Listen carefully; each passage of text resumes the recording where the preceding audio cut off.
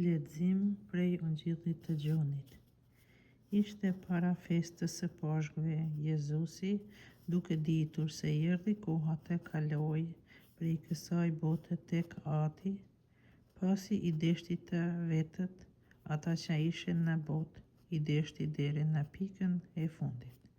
Dhe gjatë darkës, pasi djalli ja kishte mbushur mendjen Judas, birit të Simonit Iskariotit, ta tralltoi.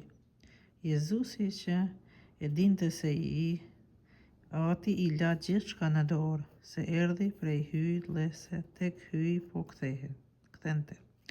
U ngrit nga darka, hoqi petkun e sipër, mori një peshqir dhe u ngjesh. Qiti ujin në legën dhe filloi t'ua laj këmbët nxënësve dhe t'ua fshi me peshqir me të cilin ishte ngjeshur. Arriti kështu tek Simon Pietri. Ai i tha: "Zotri, ti të më lash këmbët?"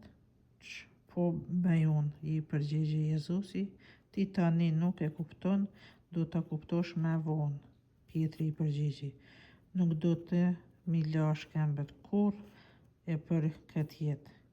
"Nëse nuk do të laj," i tha Jezusi, "nuk do të kesh pjesë me mua."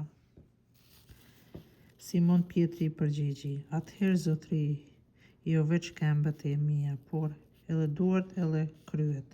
Jezusi tha: "Kush është i lartë, nuk i duhet t'i laj tjetër përveç këmbët, dhe është krejtësisht i pastër. Edhe ju jeni të pastër, por jo të gjithë.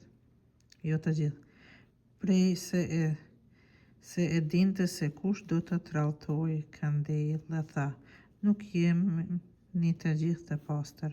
Pastaj u lau këmbët, mori petkun e sipër me të vetin, e ul prap në tryez dhe u tha: "A e kuptoni çka ju bëra? Ju më quheni mësues e Zotërisë. Mirë thoni, sepse unë jam. Nëse pra unë, Zotëria dhe mësuesi, ju lava këmbët, duhet që edhe ju t'ua lani këmbët njëri tjetrit. Ju lash shembull që sikur se ju bëra unë juve, të bëni edhe ju."